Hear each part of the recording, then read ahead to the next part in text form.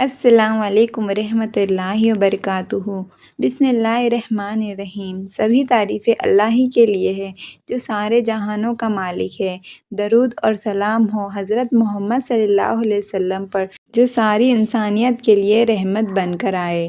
اسلام انسان کو صرف دنیا کی زندگی جینے کا طریقہ نہیں بتاتا بلکہ آخرت کی کامیابی کا راستہ بھی دکھاتا ہے۔ ہر مسلمان کی خواہش ہوتی ہے کہ اسے قیامت کے دن جنت نصیب ہو۔ قرآن اور حدیث میں جنت کی نعمتوں کا تفصیل سے ذکر آتا ہے اور خاص طور پر اس کے 8 دروازوں کا۔ رسول اللہ صلی اللہ علیہ وسلم نے فرمایا، جنت کے 8 دروازے ہیں، ان میں سے ہر دروازے کے لیے خاص لوگ ہوں گے۔ اب آئیے پہلے 3 دروازوں کی تفصیل سمجھتے ہیں۔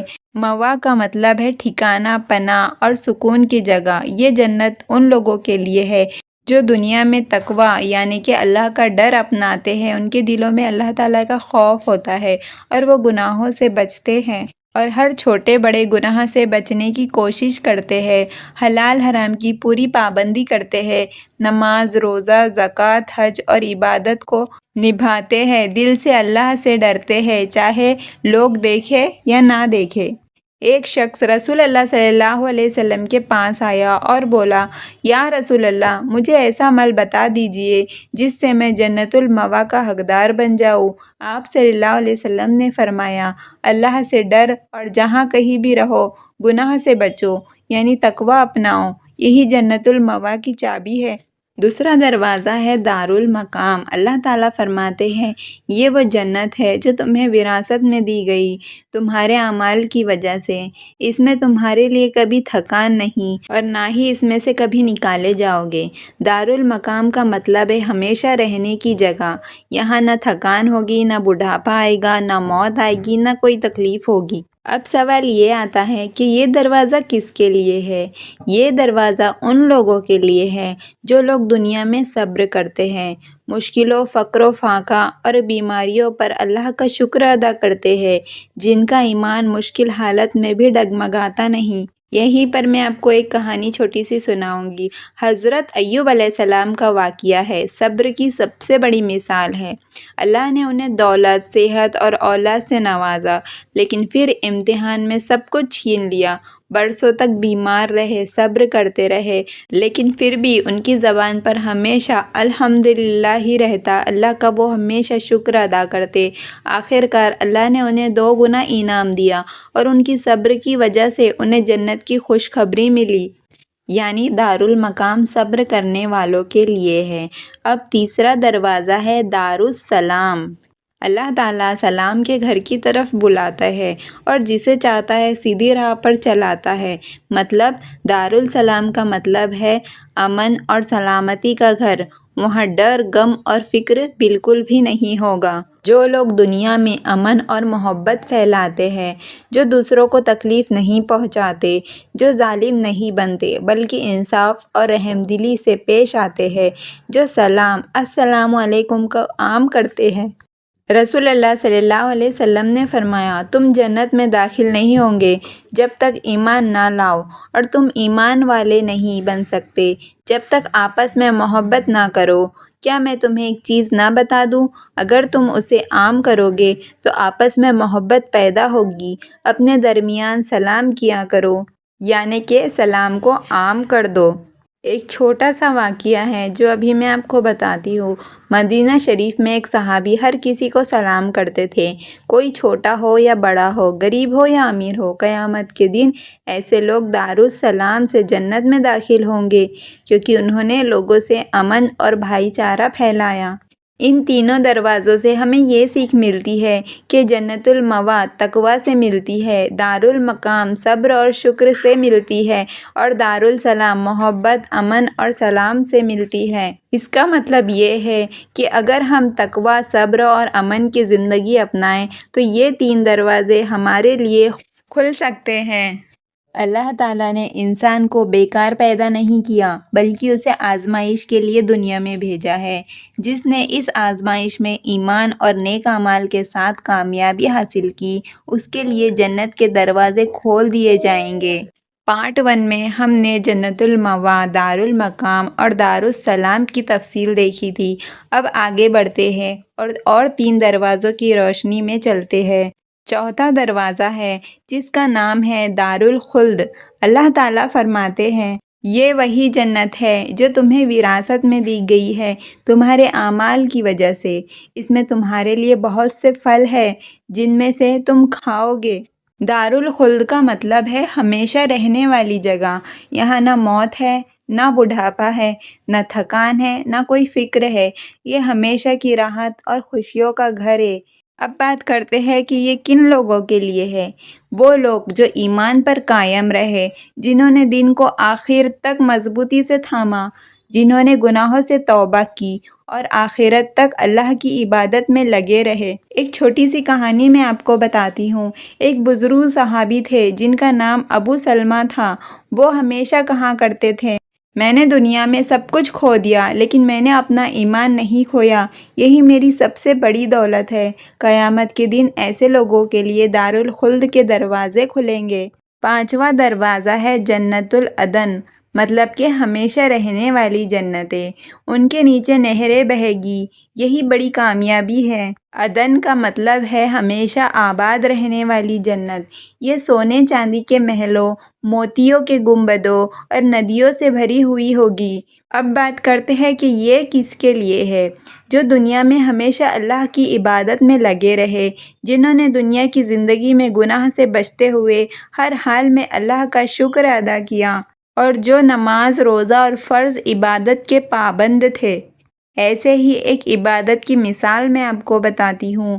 ایک عورت رسول اللہ صلی اللہ علیہ وسلم کے پاس آئی اور کہا، یا رسول اللہ، میں غریب ہوں، میرے پاس کچھ نہیں، لیکن میں راتوں کو اٹھ کر تہجد پڑھتی ہوں۔ آپ صلی اللہ علیہ وسلم نے فرمایا، اے عورت، تو اپنی عبادت کو سنبھال، اللہ تجھے جنت العدن میں محل عطا کرے گا۔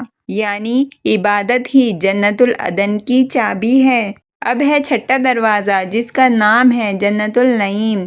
بے شک جو ایمان لائے اور اچھے کام کیے ان کے لیے نعیم کی جنت ہے۔ نعیم کا مطلب ہے نعمتوں سے بھری ہوئی جنت۔ وہاں ہر طرح کی نعمتیں ہوگی، کھانے پینے، پہننے، رہنے کا، اور دل کو سکون دینے والی جگہ۔ اور یہ کس کے لیے ہے؟ جو حلال روزی کماتے ہیں، جو اللہ کی نعمتوں کا شکر ادا کرتے ہیں، جو لوگوں کو کھلاتے پلاتے ہیں اور غریبوں کی مدد کرتے ہیں۔ ایک حدیث میں آتا ہے، رسول اللہ صلی اللہ علیہ وسلم نے فرمایا، قیامت کے دن انسان سے سب سے پہلے نعمتوں کے بارے میں سوال ہوگا کہ تمہیں تو پانی پلایا گیا، جو کھانا کھلایا گیا، تم نے اس کا شکر ادا کیا یا نہیں؟ مثال کے طور پر ایک صحابی ہر بار کھانے سے پہلے یہی دعا کرتے، الحمدللہ جس نے مجھے یہ نعمتیں دی۔ رسول اللہ صلی اللہ علیہ وسلم نے فرمایا، انہیں خوشخبری دے کہ اے شخص، تو نعیم کی جنت کا حقدار ہے۔ ان تینوں دروازوں سے ہمیں یہ سیکھ ملتی ہے، دارالخلد ایمان پر قائم رہنے والوں کے لیے ہے، جنت العدن عبادت کرنے والوں اور اللہ کا شکر ادا کرنے والوں کے لیے ہے، جنت النعیم حلال روزی کمانے اور نعمتوں کا شکر ادا کرنے والوں کے لیے ہے۔ یعنی اگر ہم ایمان کو بچائے، عبادت کرے اور اللہ کی نعمتوں کا شکر ادا کرے تو یہ 3 دروازے ہمارے لیے کھل سکتے ہیں۔ 7واں دروازہ ہے جنت الکاشف۔ اس دروازے کا ذکر روایتوں میں آتا ہے۔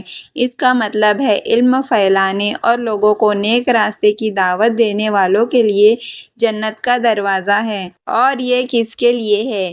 دین کی دعوت دینے والوں کے لیے، علم دین سیکھ کر دوسروں کو سکھانے والوں کے لیے، اچھے کاموں کی طرف بلانے والوں کے لیے، اور برائی سے روکنے والوں کے لیے ہے۔